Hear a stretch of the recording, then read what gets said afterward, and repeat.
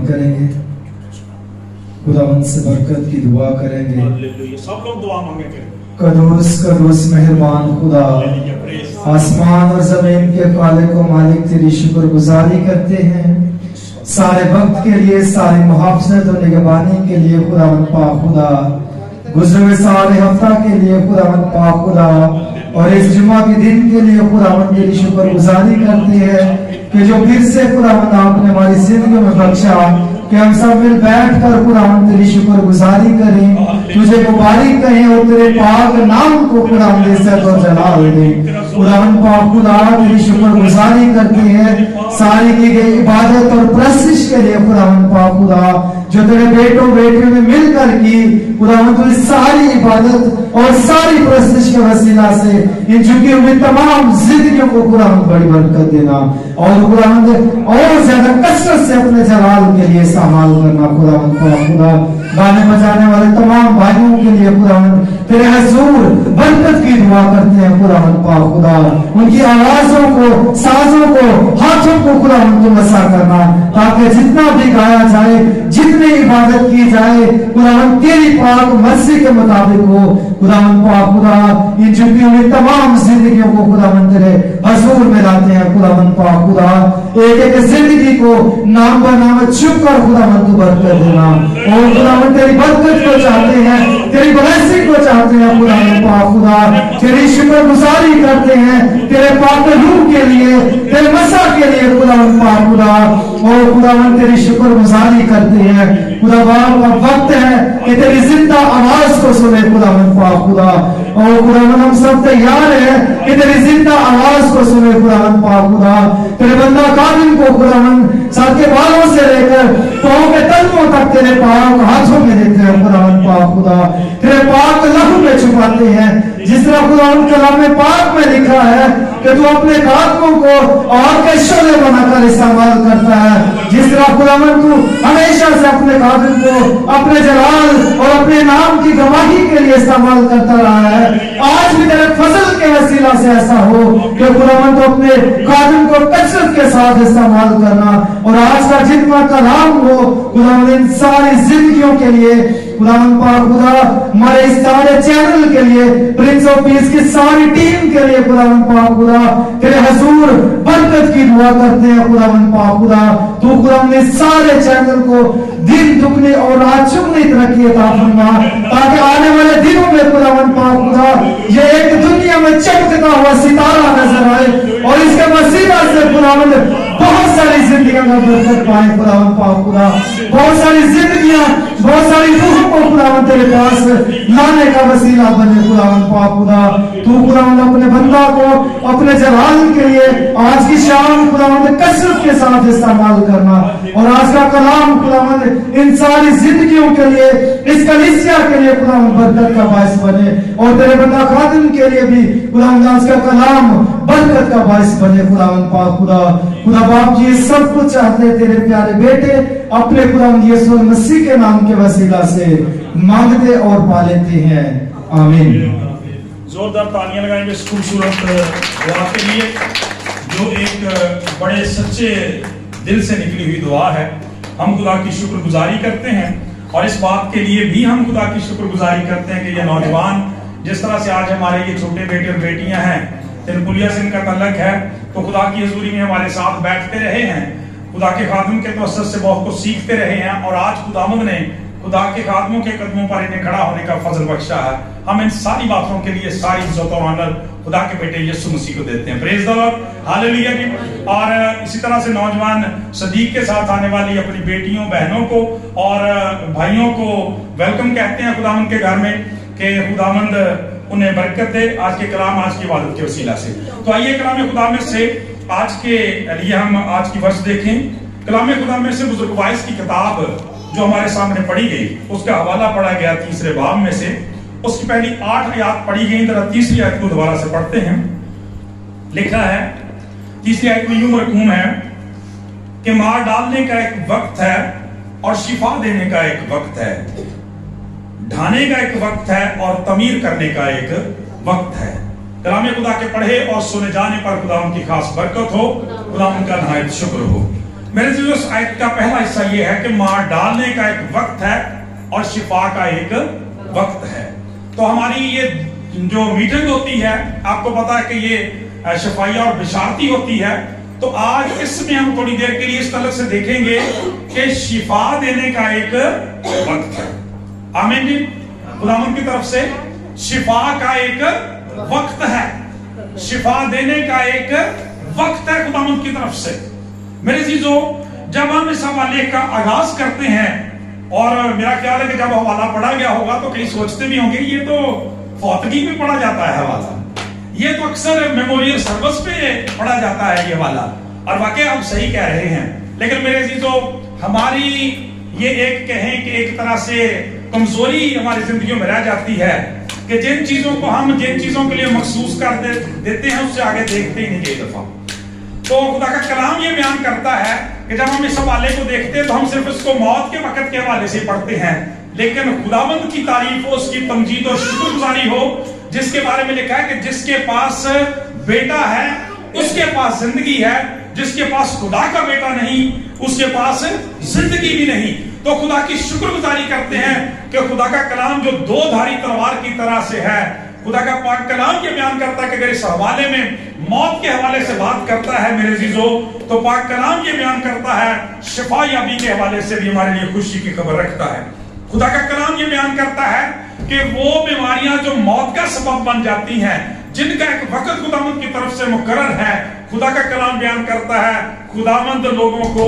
बचाने पर, रिस्टोर करने पर और शिफा देने पर भी कादिर खुदा है। वो हमारा शाफी खुदा है। आज एक बहुत बड़ी बात जो जिंदगी में शिफा के तलक से सीखने की जरूरत है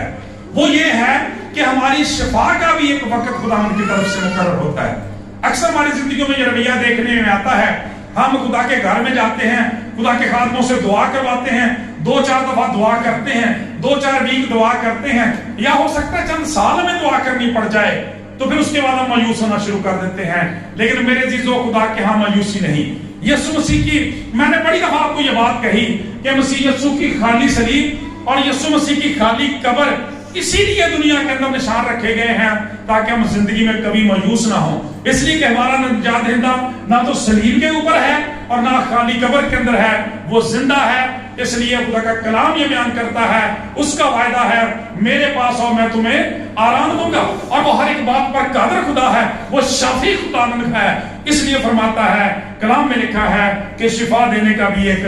वक्त है। खुदा यकीन दहानी कराता है कि जिस तरह से पैदा होने का एक वक्त है,